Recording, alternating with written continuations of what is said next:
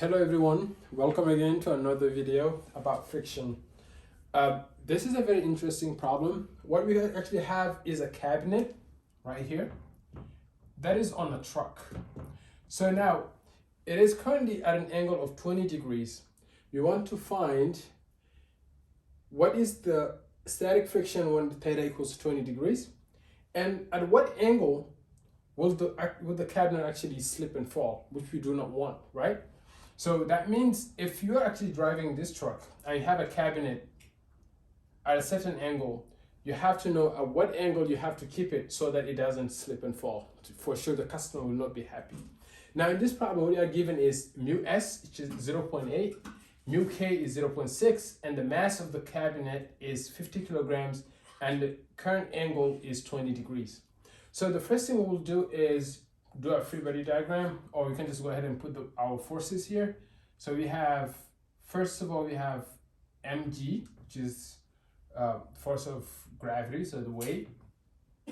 And then we have the normal force. I'll go ahead and remove this cabinet. So we have the normal force N acting this way. And then we know that since we want the box from slipping, then that means the Fs, the static friction, which is actually, again, that is what is keeping the box from not moving. So Fs, the static friction.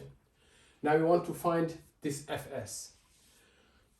Note that we are given two things, right? We're given the mu s and the mu k, and you have to know which one to use. Now, since we're dealing with static friction, we know that we're going to need the mu s. So let's go ahead and find the components of our forces.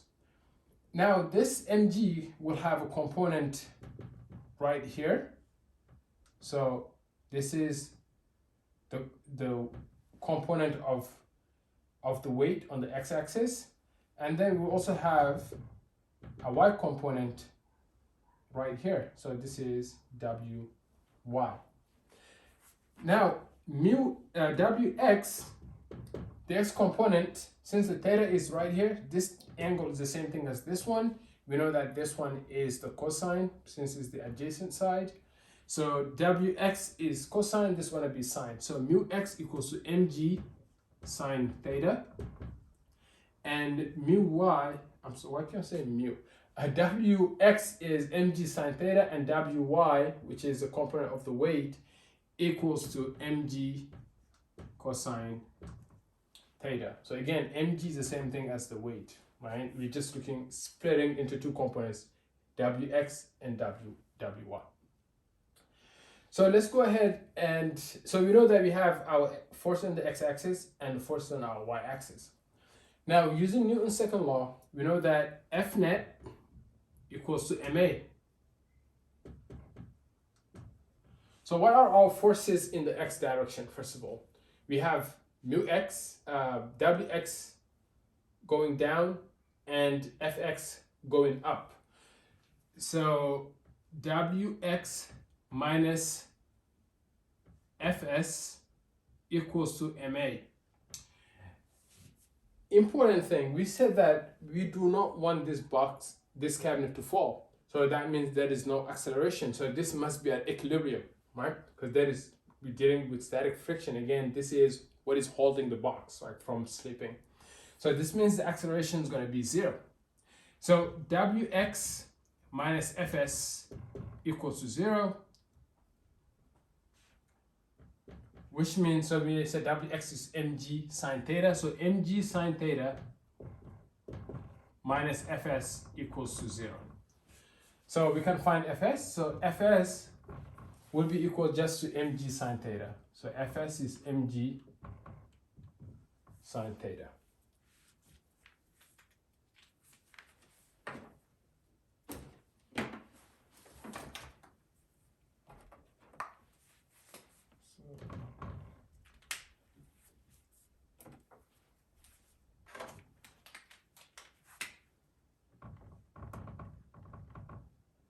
So what is the mass? The mass is 50 kilograms times g, which is 9.8, sine of theta. So the theta is 20 degrees. So because the question asks us to find Fs when theta is 20 degrees. So what would this be? 50 times 9.8 times sine of 20. So 167.6. 167.6 newtons. So this is Fs.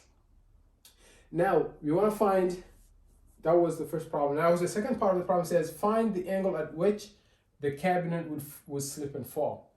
When the cabinet would slip and fall, that means we have reached our maximum static friction. When we reach our maximum static friction, now we're dealing with kinetic friction. So what we need to do is we need to find the maximum Fs.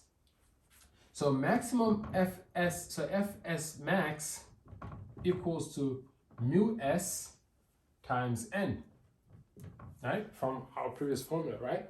So Fs max is mu s times n.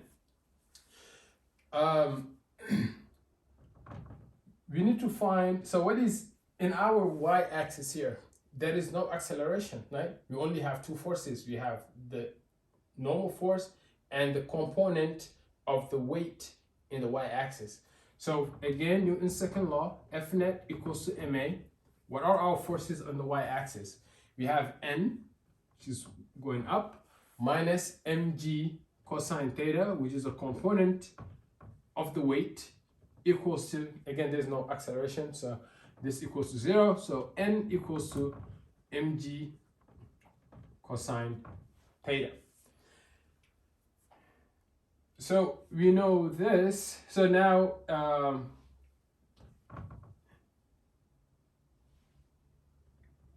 Fs max equals to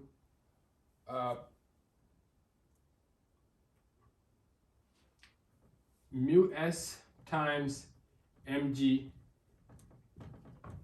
cosine theta, right? We're just substituting n by mg cosine theta. But we found, we know that Fs max, since it's, so that will also be equals to mg sine theta, right? So the opposite of the component of the x-axis, of the weight in the x-axis. So this equals to mu s times mg cosine theta. Again, just refocus here. The question is evaluate the theta where Fs will reach its maximum value. So now we know that mg, so we both have mg on both sides. We can cancel this one out. So we know mu s, so that is, so sine theta over cosine theta equals to mu s, which means, so sine theta over cosine theta is tangent theta equals to mu s, and we know mu s to be 0.8. So this means theta will be the tan inverse of 0.8. So let's go ahead and evaluate that.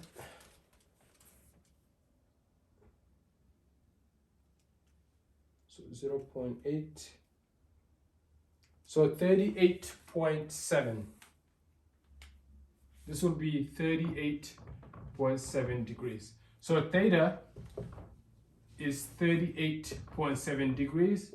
So this corresponds to the angle at which the cabinet would fall and slip. Would slip and fall. So basically, if we were to increase our angle at 38.7 degrees, this cabinet will fall, which is not good. So that means if you were driving this truck, it's good to keep it less than 38.7 degrees in order to keep the cabinet from falling. I hope this makes sense. I highly encourage you to go back from the beginning of the video and redo the problem on your own. Really, that's the best way to learn about any physics problem, really. So as always, thank you so much for watching. If you like these videos, please subscribe and share it widely. And thank you so much. Have a great day.